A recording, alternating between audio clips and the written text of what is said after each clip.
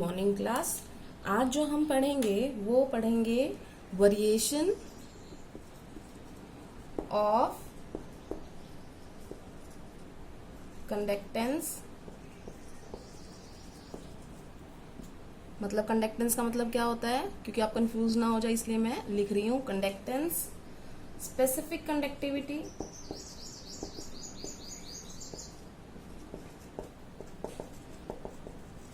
जिसको हम क्या बोलते हैं कापा, इक्विवेलेंट कंडक्टिविटी,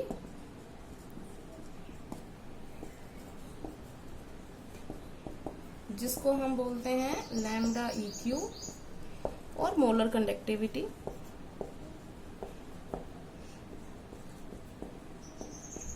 जिसको हम बोलते हैं लैम्डा एम। इनका क्या फर्क पड़ता है किस चीज से? जब हम क्या करते हैं सॉल्यूशन को डाइल्यूट करते हैं विद डाइल्यूशन। तो डाइल्यूशन का मतलब क्या होता है बेटा? Adding more water to the solution. जो सॉल्यूशन बना रखा है, फॉर एग्जांपल आपका 2 मोलर सॉल्यूशन है, आपने उसमें पानी डाल के उसको 1 मोलर सॉल्यूशन कर दिया, तो हमने क्या किया है? डाइल्यूशन किया है। इसका मतलब जो पानी डाल के हम उसकी जो कंसंट्रेशन है वो कम कर देते हैं, तो उसे हम क्या बोलते हैं? डाइल्यूशन बोलते हैं। ठीक है, तो डाइल्यूशन से इन तीनों चारों प्रॉपर्टीज में क्या फर्क पड़ता है? तो अगर जनरल में बोलूं, जनरली क्या होता है, for weak as well as strong electrolytes,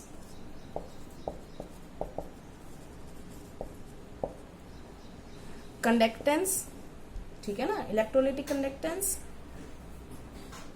equivalent conductance and molar conductance, ठीक है, ये जो होती हैं ये इंक्रीज करती हैं डाइल्यूशन से, increases with dilution.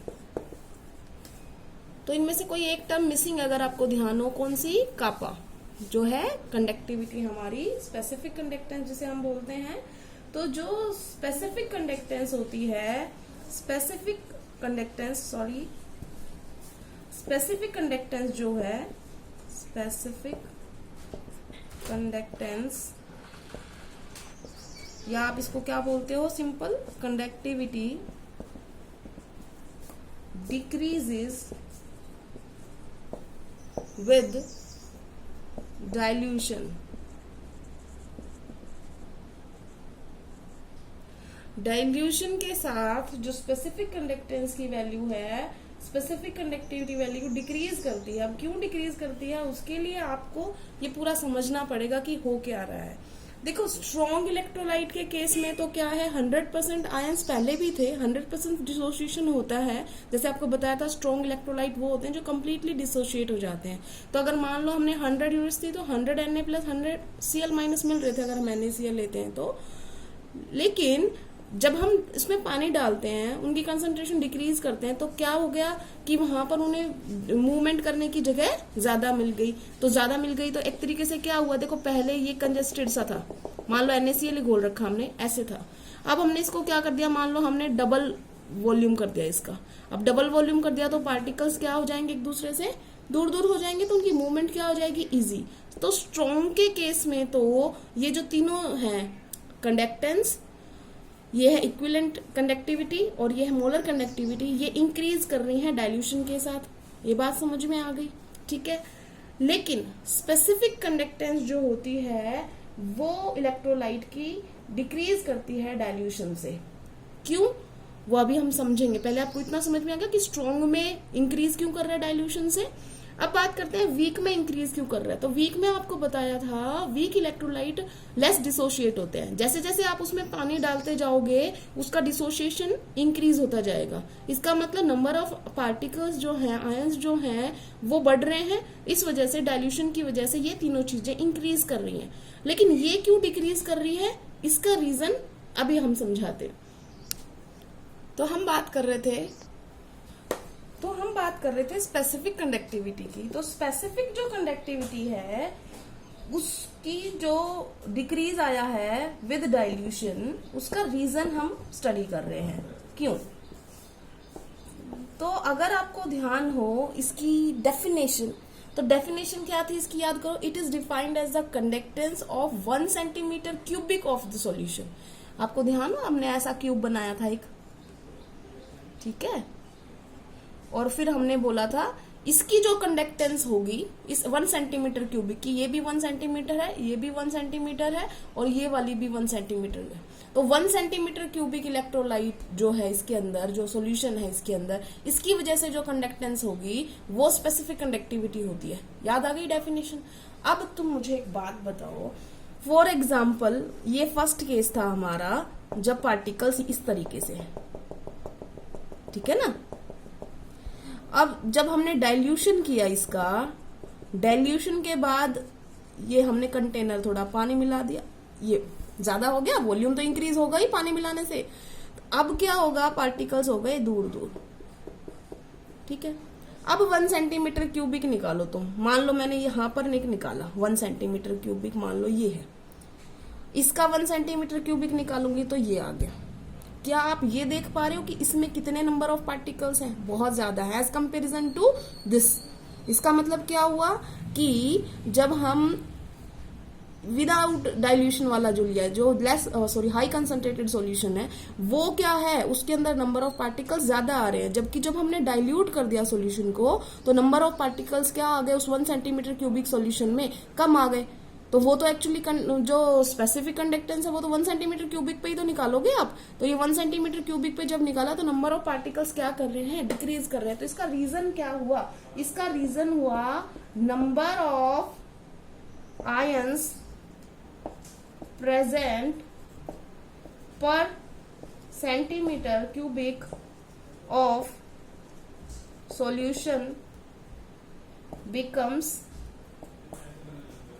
less and more less, या सिंपल लेस ऑन डाइल्यूशन कर दो, टिपिकल हो जाएगा आपके लिए, becomes less on डाइल्यूशन। जितना ज्यादा डाइल्यूशन आप करते जाओगे नंबर ऑफ पार्टिकल्स और घटते जाएंगे, तो स्पेसिफिक कंडक्टिविटी क्या होती जाएगी, डिक्रीज करती जाएगी, ठीक है। और अगर हम बात करें इसी के हिसाब से, हम बात करें कि ये वैल्यू क्यों बढ़ा रहे हैं, ये दोनों, इन दोनों की वैल्यूज जो है वो इसलिए इंक्रीज कर रही है डाइल्यूशन के साथ, क्योंकि इसका अगर रीजन बात करें तो इसका फॉर्मूला अगर आपको याद हो तो ऑटोमेटिकली काम हो जाएगा। फॉर्मूला इन दोनों का क्या था, याद करो एक बार, कापा इंटू में 1000 ओवर इक्विवेलेंट वाले में नॉर्मेलिटी था, और कापा इंटू में 1000 बाय इसमें मोलैरिटी थी। याद आ गया। अगर मैं आपसे बोलूं अभी इस वॉल्यूम के हिसाब से बताओ इसमें क्या हुआ, तो ये क्या है, नॉर्मलिटी, ग्राम इक्विवेलेंट्स पर वॉल्यूम। तो वॉल्यूम कहाँ आएगा, यहां पर आएगा, इसके बिल्कुल सामने। तो अब तुम बताओ वॉल्यूम यहां पर कम था या यहां पर कम है? भाई पानी मिलाने से तो वॉल्यूम क्या हो गया, बढ़ गया। तो यहाँ की वैल्यू, यहाँ पे जो वॉल्यूम आएगा, क्योंकि नॉर्मेलिटी क्या होती है, ग्राम इक्विवेलेंट्स पर लीटर ऑफ सॉल्यूशन, तो वॉल्यूम आएगा यहाँ पे। तो वॉल्यूम बढ़ा है तो इक्विवेलेंट कंडक्टिविटी भी बढ़ेगी। यहाँ पर भी वॉल्यूम बढ़ा है क्योंकि number of moles per litre of the solution होता है, तो नंबर ऑफ मोल्स बटे में यहाँ पे क्या आ जाएगा, वॉल्यूम। तो वॉल्यूम बढ़ेगा तो ये भी बढ़ेगा। अगर आपको मेरी बात समझ में नहीं आई फिर से, तो हम इसको थोड़ा सा और सिंपल करके लिख लेते हैं। नॉर्मेलिटी को आप क्या लिख सकते हो, number of gram equivalents percent पर लीटर ऑफ द सॉल्यूशन। तो ये वॉल्यूम क्या आ रहा है, डायरेक्टली प्रोपोर्शनल आ रहा है इक्विवेलेंट के। डाइल्यूशन से वॉल्यूम क्या कर रहा है, इंक्रीज कर रहा है, तो इसकी वैल्यू भी क्या करेगी, इंक्रीज करेगी।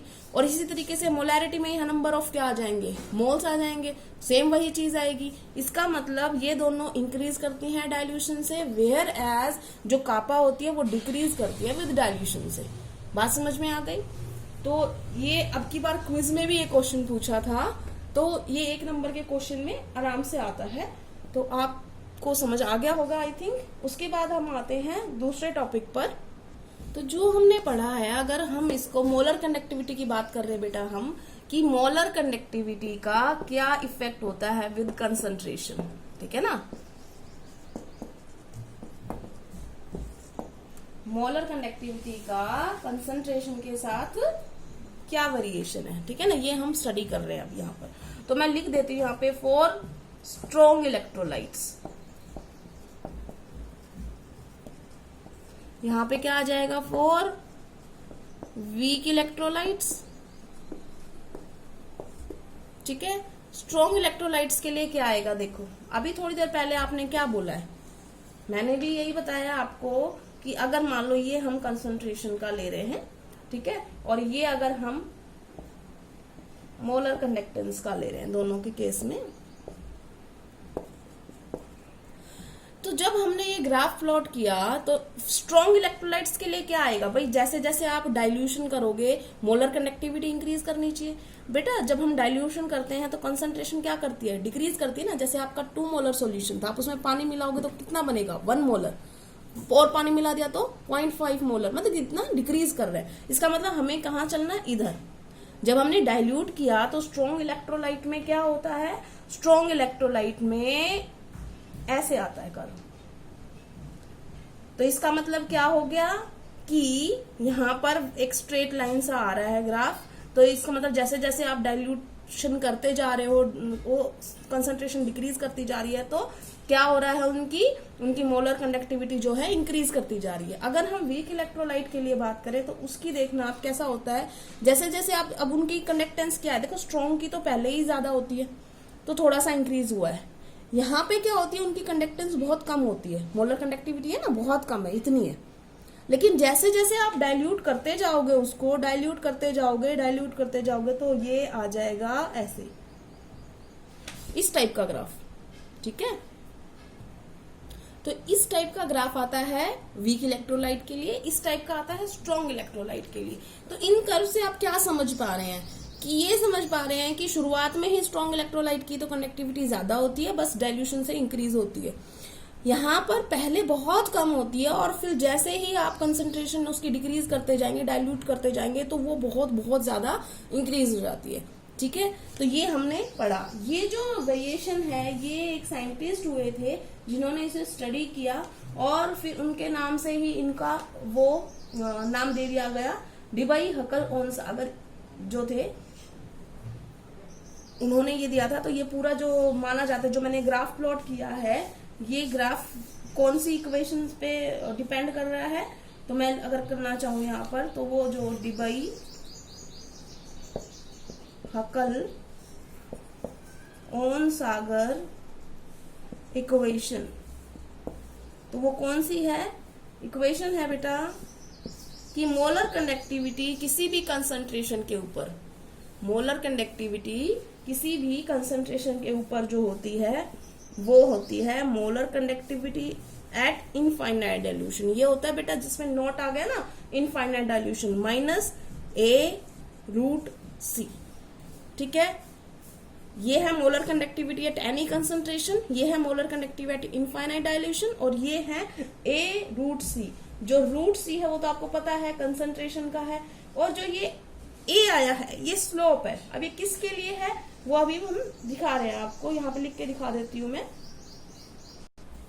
पहले इसका ये लिख लो, ये इक्वेशन अभी जो लिखी है वो किसके लिए आई है, फॉर स्ट्रॉन्ग इलेक्ट्रोलाइट्स, क्योंकि स्ट्रेट लाइन ग्राफ आ रहा है ना लगभग। तो यहाँ पर देखो क्या हो रहा है, y = mx+c होता है कि नहीं होता है, पता है ना आपको। तो यहाँ पर स्लोप क्या है, डिक्रीजिंग में है, तो डिक्रीज कर रहा है। तो यहाँ पर हमने हमारा जो x है वो क्या है, ये √C x है हमारा। अब ये जो -a है, माइनस किस लिए है, क्योंकि ये क्या है, डिक्रीजिंग में है। तो यहाँ पर स्लोप क्या हो गया, m-a, और जो ये है इनफाइनाइट डाइल्यूशन, ये हमारा आपका c है, c मतलब कांस्टेंट। तो ये आपका इंटरसेप्ट आएगा जो यहाँ पर, ठीक है ना। तो जो हमारी इक्वेशन है मैं एक बार दोबारा लिख रही हूँ क्योंकि हमने टर्म्स अभी बताई नहीं है। ये जो है ये है किसी भी कंसंट्रेशन के ऊपर, और ये है इनफाइनाइट डाइल्यूशन, और ये है कांस्टेंट, और ये है √C। उसके अंदर जो जो चीजें हैं एक बार लिख लेते हैं हम। जो ये है molar conductivity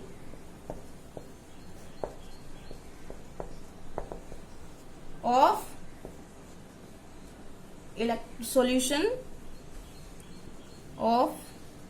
solution at any concentration। यहाँ पे जो ये नॉट वाली है ये हो जाएगी मोलर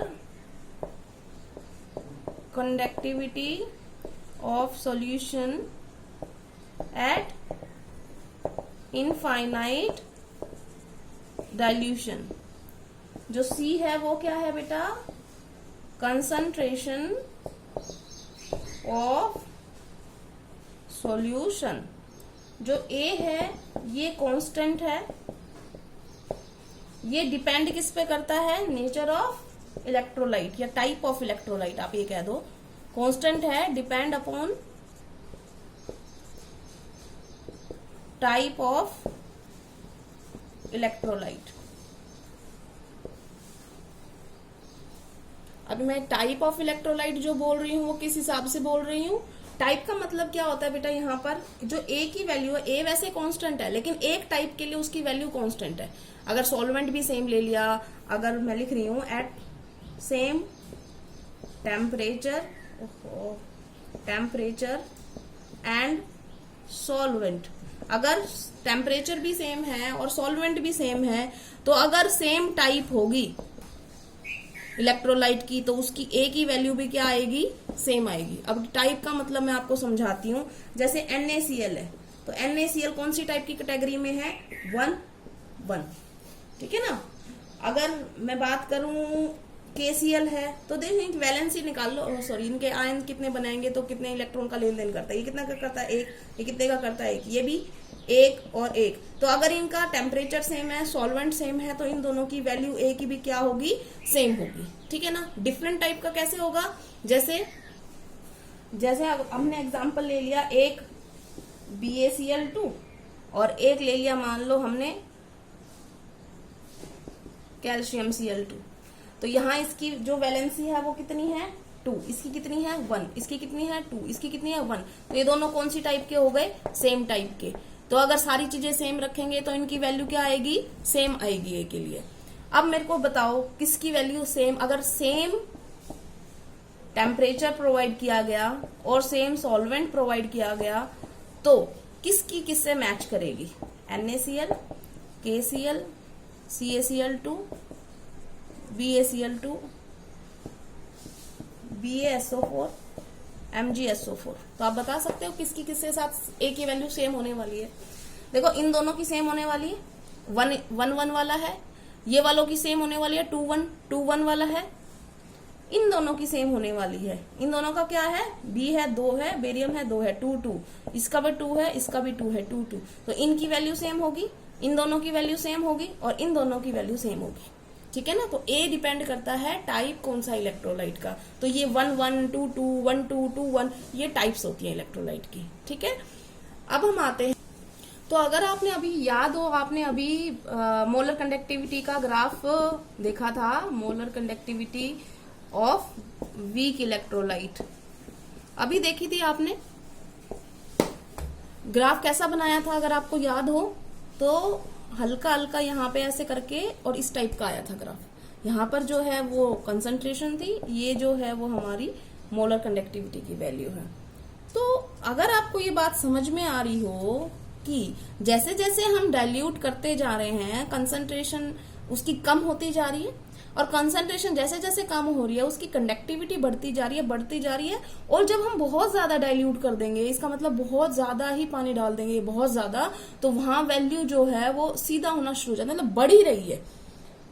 तो अगर आपको ये बात समझ में आ रही तो आप ये देखो कि ये ग्राफ कभी भी प्लॉट नहीं कर रहा, क्योंकि ये जो चीज आई है ये क्या आ गई है, पैरेलल, और पैरेलल आपस में कभी कट करेंगे नहीं एक दूसरे को। इसका मतलब अगर मुझे किसी वीक इलेक्ट्रोलाइट की मोलर कंडक्टिविटी निकालनी हो तो मैं कैसे निकालूंगी, इस ग्राफ से तो नहीं निकाल सकती। क्यों नहीं निकाल सकती कि इनफाइनाइट डाइल्यूशन का मतलब है कि जब बहुत ज्यादा पानी मिला दिया, मतलब यहाँ के करीब लगा लो आप, जब इतना पानी मिला दिया कि कंसंट्रेशन बिल्कुल कम हो गई, तो वहां पे इसकी मोलर कंडक्टिविटी की वैल्यू आ ही नहीं रही, बहुत ज्यादा है बट हम ये नहीं निकाल पा रहे कि कितनी है, ठीक है। तो हम किसी वीक इलेक्ट्रोलाइट की मोलर कंडक्टिविटी इनफाइनाइट डाइल्यूशन पर नहीं निकाल पा रहे ओहम-सागर इक्वेशन से, क्योंकि वो क्या आ गई आखिर में, पैरेलल आ गई। आप कितना ही एक्स्ट्रापोलेट कर लो वो कभी भी क्रॉस नहीं करेगी। तो अब वीक इलेक्ट्रोलाइट की हम ये इनफाइनाइट डाइल्यूशन की मोलर कंडक्टिविटी कैसे निकालें, तो इसके लिए आपके पास एक और टॉपिक आता है कोलराउस लॉ।